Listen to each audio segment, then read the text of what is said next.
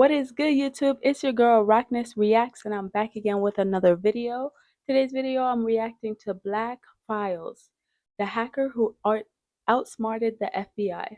Shout out to Black Files once again, and let's get straight into this reaction. Sorry, I had to restart. February 1995, Raleigh, North Carolina. FBI agents surround a dark apartment complex. Their target: a hacker could start a nuclear war with a phone call. Inside, Kevin Mitnick, America's most wanted hacker, is at a keyboard, ignoring the agents closing in. The door opens, flashlights, guns, shouts, FBI! Mitnick raises his hands, heart pounding. Caught. Or is this where his story actually begins? How did a charming phone prankster turn into the most dangerous hacker? A teenager walks calmly into a Pacific Bell Telephone Company office in Los Angeles. He looks like any 17-year-old tech trainee. Polo shirt, a bit pudgy, unassuming. No one stops him as he goes down the hall, opens an unlocked door, and picks up a few confidential manuals.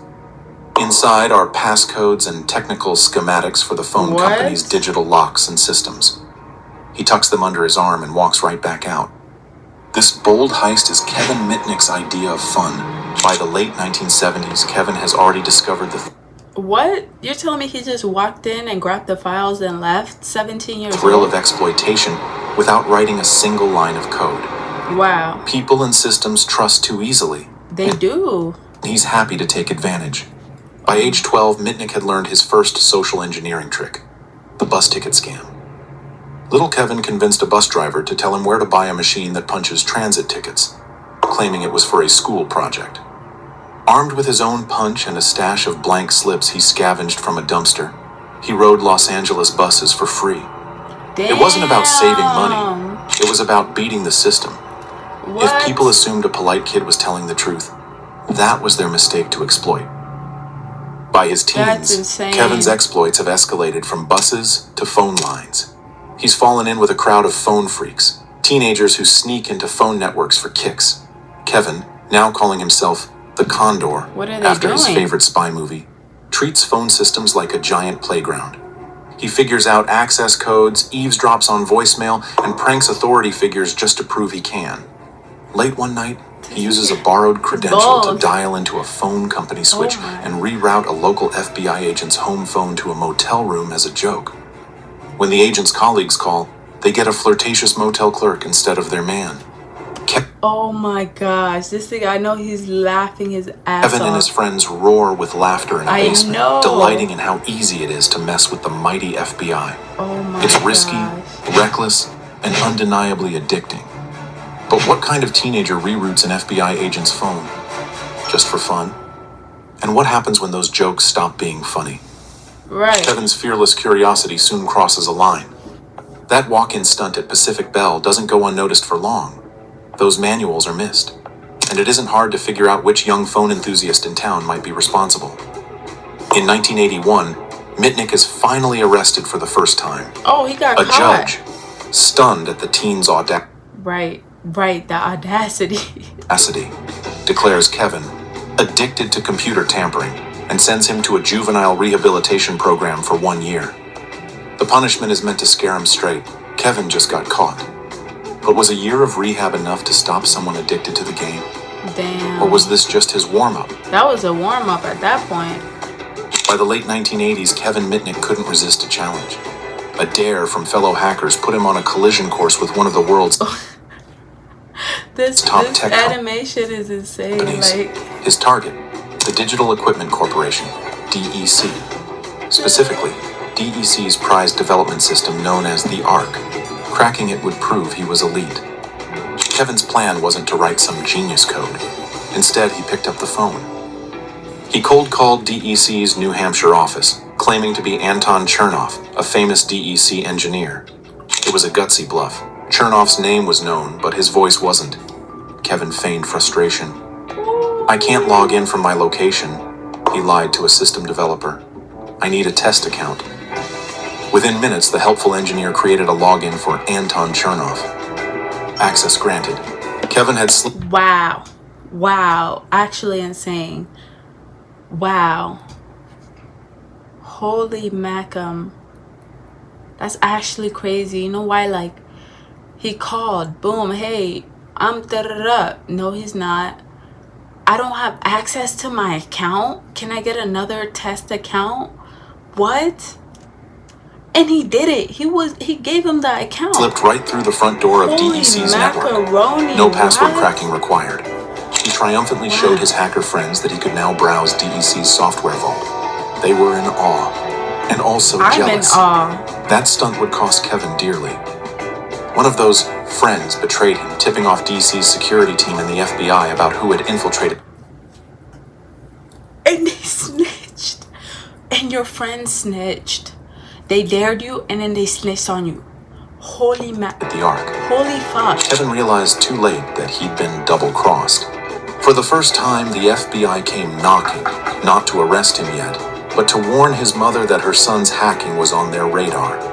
Imagine being a teenager and having a federal agent at your door because you sweet-talked your way into a tech giant's crown jewels.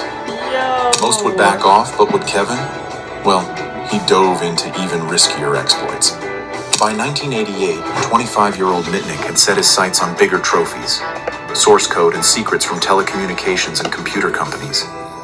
He bypassed passwords, rifled through private emails, and copied proprietary software as if it were a personal library. Wow. One coveted prize was the source code for DEC's VMS operating system, which he copied to study its vulnerabilities. What was he really after? Control? Curiosity? Or was he just proving no one was safe? Another target, Motorola. Posing as a trusted insider, Mitnick conned a Motorola employee into sending him valuable cell phone source code over the network, essentially stealing the blueprint of a new cell phone technology. Each hack was bolder than the last. Mitnick wasn't after money. He was after knowledge, power, the rush.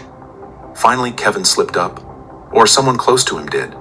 In 1988, FBI agents nabbed Mitnick and charged him for a laundry list of computer crimes, including the DEC caper. This time, there was no getting off easy. Kevin pled guilty to computer and wire fraud. Damn. The judge, spooked by Mitnick's reputation, denied him bail.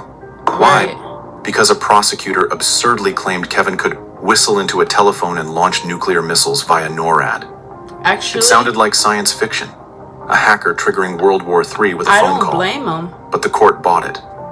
They locked Mitnick in solitary confinement for 8 months awaiting trial. Damn. After nearly 5 years behind bars, including those months in solitary, Mitnick was finally released in 1990. Damn. The authorities thought they'd taught the most dangerous hacker a lesson. They even forbade him from touching a computer or a modem during his supervised release. Kevin walked out of prison a free man, vowing to stay out of trouble. End of story, not a chance. Just 2 years later, Mitnick felt the old itch. He found a juicy vulnerability in the phone company's voicemail system and couldn't resist. In 1992, he hacked into Pacific Bell's voicemail computers. Ironically, the same company he'd burglarized as a teen.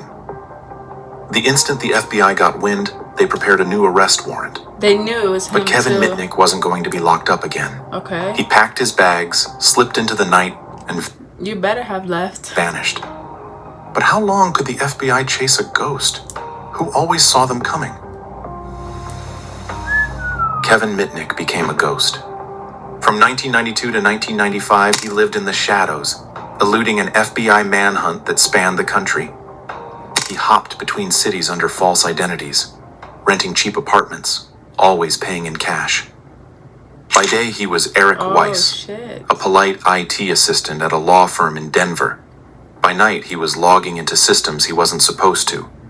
With a new name and even a new look, Mitnick hid system light IT assistant at Ash. By day, he was Eric Weiss. How did he get a job? Wasn't he locked up for 5 years and 8 months in solitary or something? What? How did he get a job? IT assistant at a law firm in Denver. How? How did he get a job? Denver. By night, he was logging into systems he wasn't supposed to. With a new name and even a new look, Mitnick hid in plain sight. Despite his photo plastered on an FBI Most Wanted poster, he managed to blend into normal life. Damn. But he never stopped hacking. Far from it. $1.2 million? During his years on the run, Mitnick waged a one-man cybercrime spree, though he still insisted it was all in fun. He snuck into dozens of companies' networks just to see what he could find. Telecom companies, software firms, even branches of the US government. He copied proprietary source code from Sun Microsystems, Nokia, Motorola, and more. Damn. He eavesdropped on private email correspondence and stole password files at will. Each intrusion left IT administrators baffled. Who was this phantom breaching their systems and vanishing without a trace? The FBI was embarrassed. This lone hacker was making them look foolish. But how did Mitnick stay a step ahead for so long? He did. The answer lies in his bag of spy tricks. Kevin cleverly cloned cellular phones, reprogramming cheap cell phones with legitimate subscribers' numbers, so that any call he made was untraceable to him. He'd use a cloned phone briefly, then discard it like a digital burner. He also had radio scanners to monitor law enforcement frequencies. In fact, Mitnick pulled off the ultimate feat of turning the tables. He wiretapped the FBI agents hunting him. Yes, you heard that right. He found a way to listen to the investigators' phone calls and even their voicemails. But what kind of hacker taps the phone of the very people chasing him? Right. And how long can he stay ahead? As one friend later said, Kevin could hear the footsteps of those trying to sneak up on him. If the FBI planned a raid, Kevin often knew hours before they arrived. Damn. He even learned the names and home addresses of the entire FBI team on his case. By late 1994, Kevin Mitnick had become the FBI's ultimate ghost. That's him? By late 19... Is this him? 1994, Kevin Mitnick had become the FBI's ultimate ghost, a polite nobody in public, an invisible intruder online. The U.S. Department of Justice was now calling him the most wanted computer criminal in United States history. He was their boogeyman, blamed for hacks he probably didn't even do. His exploits spawned a legion of admirers campaigning Free Kevin. This is him. Hackers defaced websites like Yahoo and even the New York Times with messages demanding Mitnick's release, as if he were some digital folk hero. The myth was growing larger than the man. Yet Kevin himself was growing reckless. After years of relentless success, he felt almost invincible.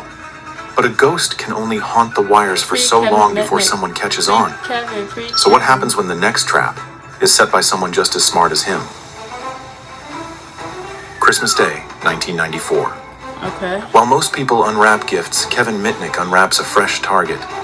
He had been probing an internet service provider in San Diego and stumbled upon a connection to a prominent computer security expert named Tsutomu Shimomura. To Kevin, Shimomura was just another system to explore, a repository of cutting-edge security research and personal files. Over the holiday, Mitnick broke into Shimomura's computer with ease, copying some sensitive files as trophies. He might have even left a calling card or two, as was his style. It was just another day's work for Kevin.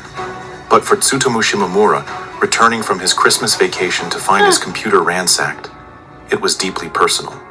This wasn't an anonymous corporation being hacked. It was him, a respected researcher who took pride in securing systems. An attack on his home turf was an affront, and Shimomura was furious. This time, the hacker had hacked the wrong guy. Shimomura contacted the FBI immediately, offering his expertise to nail Mitnick. What followed was a high-tech transcontinental manhunt teaming the feds with a hacker hunter equally skilled. For the first time, Mitnick had a peer on his tail, someone who understood the way he thought and could anticipate his moves. Shimomura combed through logs and traced Mitnick's digital fingerprints, identifying that the intruder was operating via a cell phone connection in the Raleigh, North Carolina area. That was half a country away, but at least they had a clue. The FBI, with Shimomura's guidance, mobilized a tactical team to Raleigh. The plan: use radio direction finding gear to pinpoint Mitnick's exact location. Agents drove around with special antennas capable of homing in on the unique signals from Mitnick's cloned cell phone whenever he connected to the internet. It was a literal fox hunt for a wireless ghost. In February 1995, the net drew tight. Shimomura and the FBI monitored Kevin's routine. Late at night, often around 11 p.m., a certain cell phone number, one not registered to any real customer, would light up the cellular networks, their cue that Mitnick was online, likely launching another hack. On February 15, 1995, they got a hit. The direction-finding vans triangulated the signal to an apartment complex in Raleigh. This is insane. This was it. They had him down to a specific building. As agents prepared to move in, Shimomura quietly stood by, anxious. Would Kevin detect something was off? His scanners might alert him, but no alarm sounded. The hacker was busy at his screen, blissfully unaware that outside in the dark, the FBI was at his doorstep. At his doorstep. Just after midnight, the tactical team made its move. They crept down the hall toward apartment 202, hearts pounding. Inside, Kevin Mitnick was engrossed in a late-night session, perhaps attempting to crack another system or reading stolen emails. One agent signaled 3, 2, 1. They rammed the door. FBI, get down! The door flew open to reveal a startled Mitnick at his computer. Damn. For an instant, Kevin froze. So this was how it ends?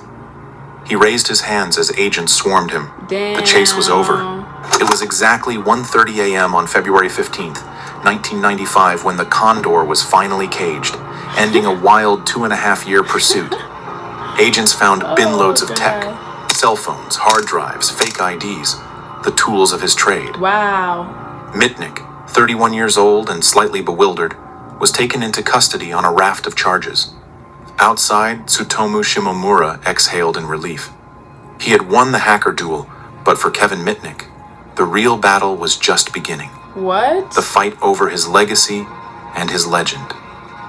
Could the FBI control the legend they just caught? You've been locked up. This and was is the your legend third bigger time than the getting man? locked up.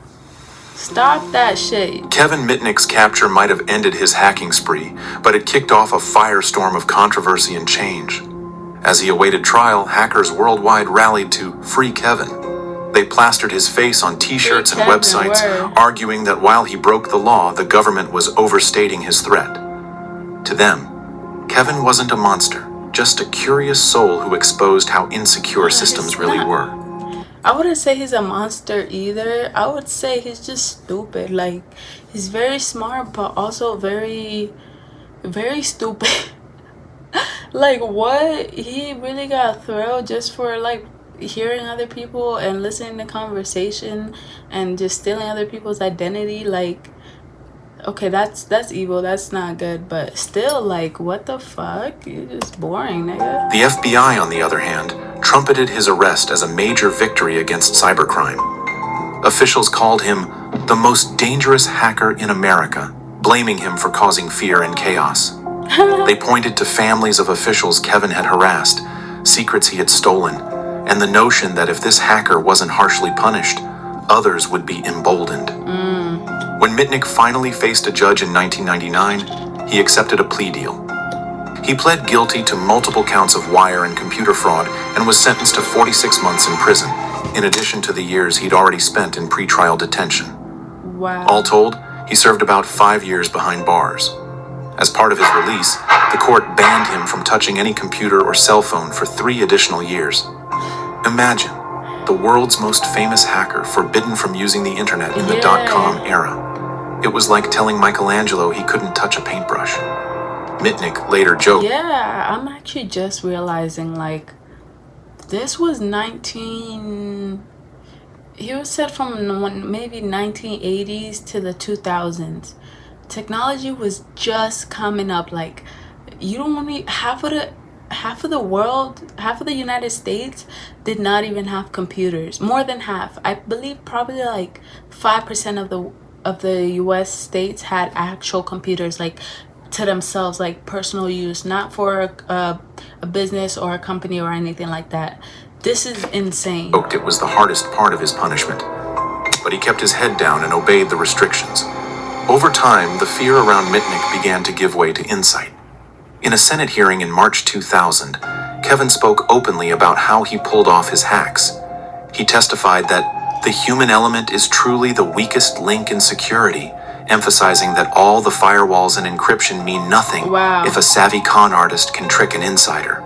He described with a bit of pride how he never needed to punch through high-tech defenses when he could just call up an employee and ask for the front door key, figuratively speaking. Oh my gosh. Mitnick's forte was social engineering, impersonating people to gain trust and information, and his exploits proved just how effective that technique could be. Companies took notes. Following Mitnick's case, corporations and government agencies across the globe started investing in security awareness training for their staff, teaching them not to fall for the kind of tricks Kevin used. In a way, the havoc he caused forced the cybersecurity field to grow up. And what about Kevin Mitnick himself? In a plot twist worthy of a movie, after his release, Kevin transformed from outlaw to advisor. He wrote best-selling books about his adventures, Ghost in the Wires and The Art of Deception. And he began working as a He definitely mastered that art, that's for sure. Legitimate security consultant, helping companies find weaknesses in their systems by doing the same things that once landed him in jail. The fox now guards the henhouse, with a deep understanding of how the other foxes think. Mitnick even gained enough respectability to testify alongside law enforcement experts, warning Congress about emerging cyber threats. The once infamous Condor eventually became a respected white hat hacker, using his skills to protect where he once infiltrated. Wow. But the question is, if someone else followed in his footsteps today, would we even see it coming? No. Kevin Mitnick manipulated people. He did. Not machines. Right. But what happens when hackers no longer need your trust? Damn. Just your data? To see how a stolen cookie can hijack... But I know he didn't trick that Masako person because he was on vacation. So how did he even gain access to his personal information in the first place? So that's what's really getting me confused a little bit, you know? Your entire identity. Watch the dark web's Amazon for stolen identities. Alright, hope you guys enjoyed this video. Shout out to Black Files. Y'all have a great rest of your day. Peace.